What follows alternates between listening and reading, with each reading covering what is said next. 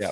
I still firmly believe Jack can beat Islam Makhachev, and I believe that Jack will beat a couple more welterweights, and whoever's got the strap, we're looking for it. You know, we climbed the mountain once. What drove me crazy is, of course, we knew Islam had the advantage on the ground. Jack should have had the advantage on the feet. The couple of times that Jack did finally get back up to his feet, he went for some sort of trip, whether it was an inside leg or outside leg or a hip toss. He was looking to take Islam back to the ground, and that just shows you a lower fight IQ than what we've seen out of Jack. Ilya says that Islam ran away to 170 because he was scared of Ilya. Islam Makhachev. Dude goes up one weight class, goes up to 170. He was the 55-pound most dominant champion ever, most title defenses at 55 ever. Just dominates at 170. Jiu-jitsu is not good for MMA. Right. And I think Jack Mandane today is so much better if he tried to get up. But this boogie choke, all this stuff, it doesn't work. Do you feel? And he talked a lot of shit too. I was gonna say, do you feel disrespected by Craig Jones? He's nobody. But he's a jiu-jitsu guy. Tried to be relevant using MMA guys, but who cares? Jack Della Maddalena has finally broken his silence, revealing the honest truth behind his stunning first defeat to Islam Makhachev. After suffering the first loss of his UFC career under the bright lights of Madison Square Garden, Jack addressed fans with a calm, humble, and incredibly respectful message. He praised Islam Makhachev's dominance, accepted full responsibility for the setback, and made it clear that this defeat is only adding fuel to his comeback fire. Fans are calling him one of the classiest rising stars in the sport, and with his mentality, his return to the top already feels inevitable. The MMA world is now watching closely to see how fast he rises again. He posted on Instagram, "Thanks to those always supporting. Islam is one of the greats and deserved to win. I will learn and move forward." Meanwhile, Jack Della Maddalena's coach, Ben Vickers, has stepped forward with his own honest breakdown of what went wrong at UFC 322. According to Vickers, the loss had nothing to do with a bad game plan. It came down to execution. He admitted that Jack simply wasn't himself in the octagon that night. Vickers didn't sugarcoat a single detail. He acknowledged the performance fell far below their expectations and reminded fans that at this elite level, even one-off night can be brutally unforgiving. He made it clear they were decisively beaten and now must rebuild with sharper focus, tighter discipline, and complete accountability moving forward. In bad times, you look for glimmers of hope, you know, and we're not happy with the performance. Let's put that out there. Like, I feel like Jack could have done better. I feel like for once in his life, maybe Jack didn't have his best performance and put his best foot forward when it mattered, which he's always done throughout his whole career. So, you know, for the fact that on a bad night, when you have an off night in this sport, it's very humiliating, you know, and on his worst night, I don't even want to like go into it I don't want to sound like we count a victory not getting stopped. Like, we lost. We were comprehensively beaten, and we need to do better. After UFC 322, Jack Della Maddalena's coach, Ben Vickers, revealed that the team entered the fight with a strong, well-prepared game plan, but the execution simply collapsed under the pressure. Their strategy centered on constant movement, long-range striking, and staying out of extended grappling exchanges. But once the cage door closed, nothing unfolded the way they prepared. Vickers stressed that the plan itself wasn't the problem and still stands as part of Jack's future approach. The issue was execution on the night. And against an elite force like Islam Makhachev, even the smallest slip turns into a completely one-sided fight. The game plan was movement, you know, but I feel like we never got the movement going. We had sort of roots to the feet on the floor,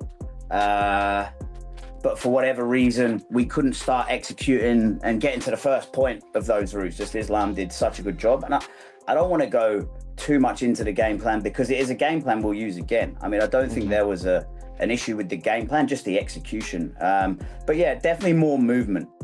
We wanted to do more movement. Obviously, we didn't want to be on the ground for 19 minutes of a 25-minute fight. We wanted to do some damage. We wanted to do death by 1,000 cuts, you know, like just pick away on the outside and blah, blah, blah, but it just wasn't our night. Veteran coach Javier Mendez added an even harsher perspective on Islam Makhachev's dominance. Mendez revealed that Jack Della Maddalena looked badly hurt during the fight and suggested he entered the bout underprepared. He also pointed out a major mistake from JDM's camp. They underestimated Islam's striking. Mendez emphasized that Makhachev isn't just a grappling monster, he's evolved into an elite all-around striker, and the fight made that crystal clear. This added layer of danger explains why Jack struggled to execute his game plan and why every opening he hoped for immediately disappeared. On that night, Islam's complete skill set left no room for error, and Jack paid the price. Oh, he 100% was injured from those calf kicks, you know, and basically he switches really well, but on this one here, he was messed up because he couldn't switch the way he wanted to, so it screwed up his rhythm. So no, those calf kicks played a big factor in him, and I don't think he was as prepared for the Islam Makhachev that came at him. You know, I don't think they didn't respect his striking. At least that's what they said. And I don't know if that was the game plan for them for us to want to stand with him. But Usman, I mean, Islam is a great, I said Usman, Islam is a great striker, you know, and now he proved it. What drove me crazy is, of course, we knew Islam had the advantage on the ground. Jack should have had the advantage on the feet. The couple of times that Jack did finally get back up to his feet, he went for some sort of trip, whether it was an inside leg or outside leg or a hip toss. He was looking to take Islam back to the ground, and that just shows you a lower fight IQ than what we've seen out of Jack. I'm not going to say he's not a smart fighter. He's a very good fighter. But when you see a guy like that with no answers on the feet and no answers on the ground, but less answers on the ground, you have to understand, look, if you have the chance to get to your feet, you have to fight like hell to create distance. You cannot take him back down. You will wind up in a worse position if you get back up to your feet after being tired and beat up on the ground for a couple minutes by Islam, and then you try to trip him. I mean, there's footage of him. They were literally in the worst position possible up against the fence. Jack's head is on the ground, his legs are in the air, his back is up against the cage, and Islam's on top of him. Like, that's the kind of position you wind up in if you're an inferior grappler going against a guy like that, and you finally get to your feet and then you go for that kind of thing. It was just not the approach I would have wanted to see out of him. Yeah, I want to say, Yeah, go for it. These Greg Jones, please deport him, brother. He make guys lose. He's not good for MMA. Jiu-Jitsu is not good for MMA. Right. And I think Jack Mandanet today, there's so much better if he try to get up. But this boogie choke, all this stuff, it doesn't work. Do you And he feel? talked a lot of shit too. I was gonna say, do you feel disrespected by Craig Jones? He's nobody, but he's a jiu-jitsu guy. Try to be relevant using MMA guys, but who cares? Do you think we could see him before the White House, or is the White House the number one priority? Doesn't matter. Doesn't matter. We're gonna talk with the UFC, and we're gonna see what's next. Now he doesn't have to cut this much weight. He can fight every 3-4 months. No problem. So we're going to see him at 170 from now on? Yes, this is his weight division. He's not going down to 155. Last question. If you could pick somebody right now tonight to challenge him next, who would you pick? He said it. He said he want to fight Kamaru Usman. Kamaru Usman is 15 fight winning streak, 5 title defenses, greatest welterweight of all the time. Beating all these young guys. What does that do for his legacy? It don't do nothing for his legacy. Kamaru Usman, it's a very tough opponent, and I represent him too.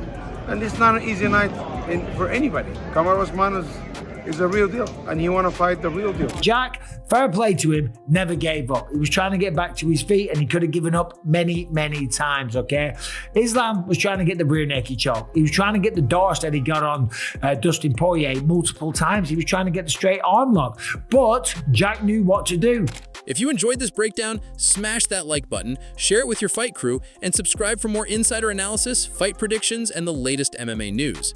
Don't miss out. Your next favorite fight discussion starts right here.